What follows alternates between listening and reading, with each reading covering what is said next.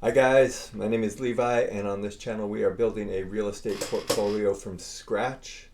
And in this particular video, I want to go over what to do next now that you have a property under contract. And the reason why this is relevant is because I now have a property under contract as we speak. And I may have dropped the ball on a few of these things, and so I want to kind of make some clarity for some of you that might be going through this for the first time or second time, as is my case. So I don't really, this is the hardest part for me. After buying my last property, this is what I realized is that getting under contract is easy. once you're under contract, it's a little bit stressful, right? Um, to get under contract, I have a spreadsheet that just tells me what I can offer for each of these properties, right? But once you're under contract, all of a sudden you have to make a lot of decisions and you got a lot of moving parts that you got to manage. So let's talk about what's first. So now you've signed a contract to buy this house. Ideally, at least when in the area where I'm at, it's standard to have a 10-day option period. That may differ, and in most places, you can write in whatever option period you want into the contract. Whether or not the seller is going to accept it is a different story. But by all means, try to write in an option period. In my case, it was a 10-day option period. And unfortunately, I did not use my option period to the fullest. But I think it's going to work out okay. So what do you need to do first after being under contract? First thing is, I'm going to say, make a schedule of what needs to happen and when. Put onto your calendar when your closing date is, right? But then right away, day one, send in your earnest money. So in your contract, there's probably some sort of part that says that you're going to put in some sort of deposit that says that you intend to move forward with buying this property. That is your earnest money. In my case, we have a 10-day option period where I can cancel any day in the first or any time in the first 10 days and get my earnest money back. After that time, if I cancel, then the earnest money goes to the seller. You will want to deliver the earnest money to an escrow agency, a title agency. So find out, it's probably in the contract, who the title agency is. It's probably selected by the seller, and it will be in your contract. Find out where it is, contact them, or have your agent contact them, and they will send you a paper of where you need to send the money to, along with instructions. It probably has to be a wire. It's a shame that this is the way things are, but before you send the earnest money, do call the title company, the escrow company, and have a conversation with the person on the other end about what exactly the details are of where you are sending the money and any notes that you need to make, just to avoid any kind of kerfuffle. There is fraud going around where you'll get under contract and somebody will send you a false letter of where you need to send the money to, and you wire it to some fraudster and your money's gone. Don't do that. Do send your escrow money in, however. Also, day one, get the seller disclosures and look them over. Sometimes you might even get the disclosures before you put in an offer. I've certainly done that.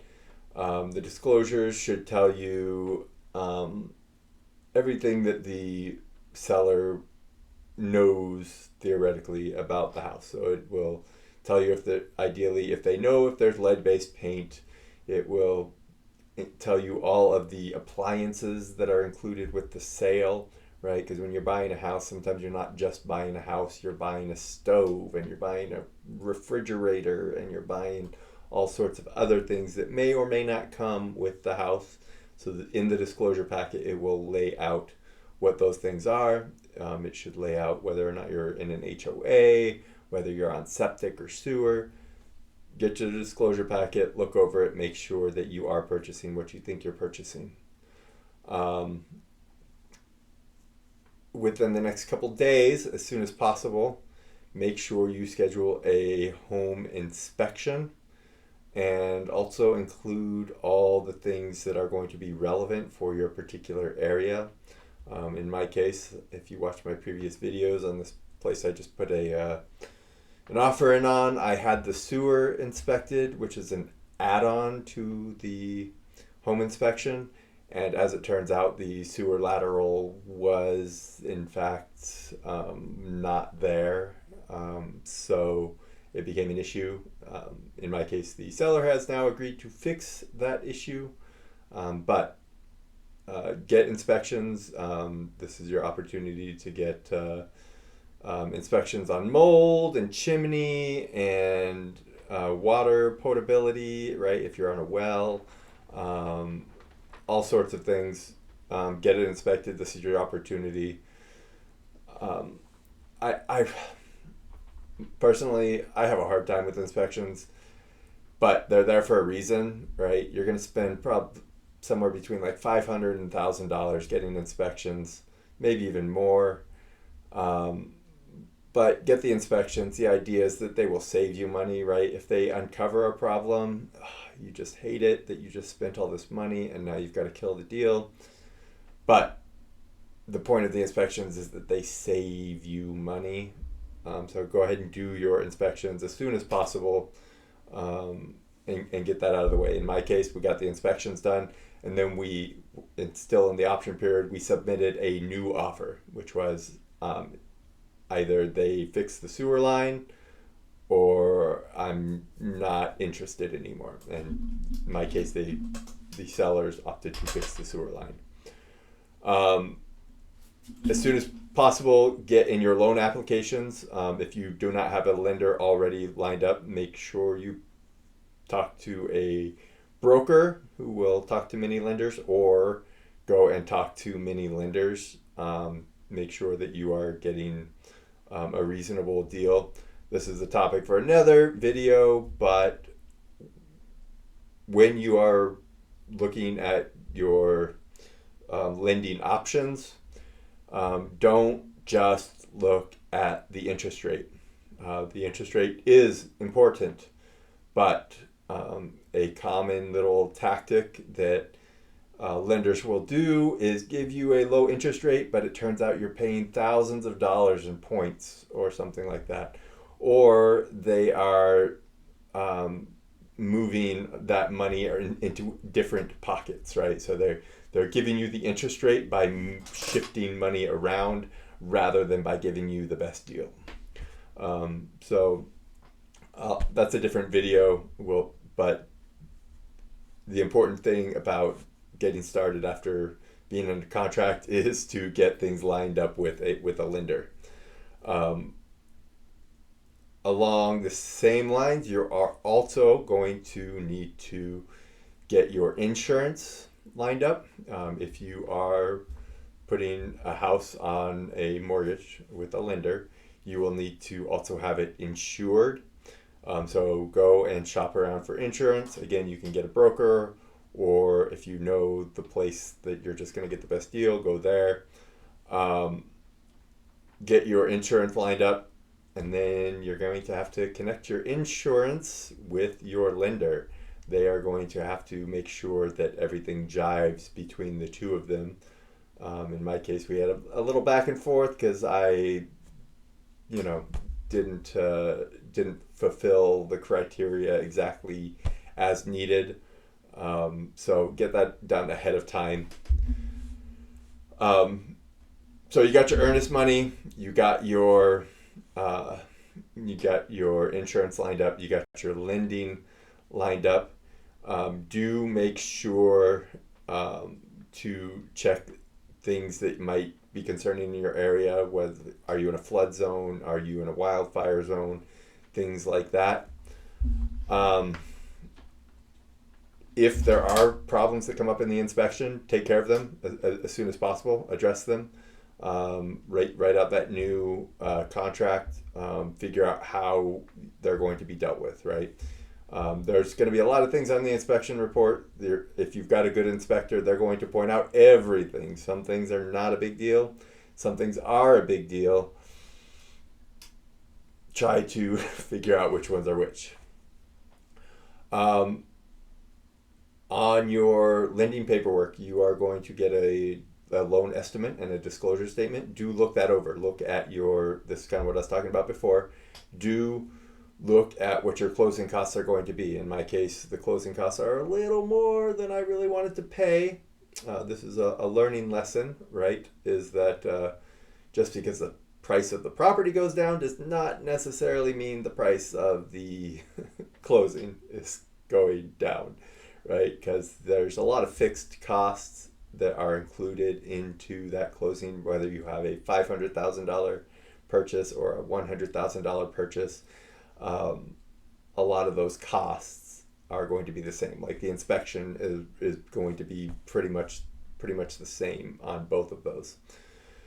So look at that. Just make sure your numbers still jive. If not, you've got a little bit of time to work out the lending. The last thing I'm going to throw in here, you don't need to do this immediately, but do make sure that your funds are lined up. This one snuck up on me during my last purchase. I do have the funds for the down payment, right? Otherwise, my lender would be very unhappy. But it was in my brokerage account, and I needed to get it to my bank account so that I could then wire it. But we live in this silly system where sometimes your funds take 7 days or whatever to get from a brokerage account to your bank account. So make sure that you get your funds lined up ahead of time. I've already done that this time. I've now moved money from my brokerage account to my bank account, ready to be wired as needed. Ultimately, you should have an agent that helps you out with all of these things, helps you line them up in a timeline that's reasonable. And if you're unsure, ask your agent. Hopefully they've done this a couple times and have a good system. Also, most times, if you have an agent you can trust, you can lean on them to do things like who's their guy for their inspections, right? They will probably have a guy that they use for the inspections, for all the different inspections. You can usually lean on them for lenders. Take it with a grain of salt.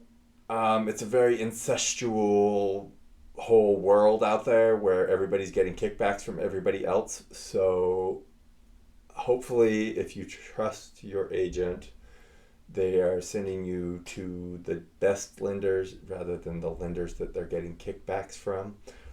Or you know what? I don't mind if they get kickbacks, but I want them to send me to the best lender where I'm getting the best overall price and they can get a kickback. Anyhow, those are the things that you want to get done. Try to get them done as soon as possible. Ideally while you're in your option period. The thing that I didn't get done while I was in my option period, and maybe this is something to throw into your option period too, is I did send over the inspection report to my property manager to have her look it over and find out what we needed to do to get this up to rental standards, but she didn't actually get back to me before my option period expired, and that's where I'm kicking myself right now. So don't make that mistake. Do get your property manager on board as soon as possible. They should probably be in the loop from the beginning. Live and you learn. Hopefully this is not an expensive mistake. It was a mistake. I did talk to her today, which is why I realize now it's a mistake. It's probably going to cost me more than I anticipated to get this up to standards that we need to make sure we're providing great housing to to ideally a great tenant. So a little bit of money, shucks, you live and you learn. Hopefully with this video, you, new investor, are learning from my mistakes and not making your own. If you would rather continue to learn from my mistakes and not make your own, please do like and subscribe, and I will share all of my mistakes as I go along, and you can continue to learn from my mistakes, I hope. So do like and subscribe and share this video with other new investors who might be going through something similar, and let's all learn together, huh?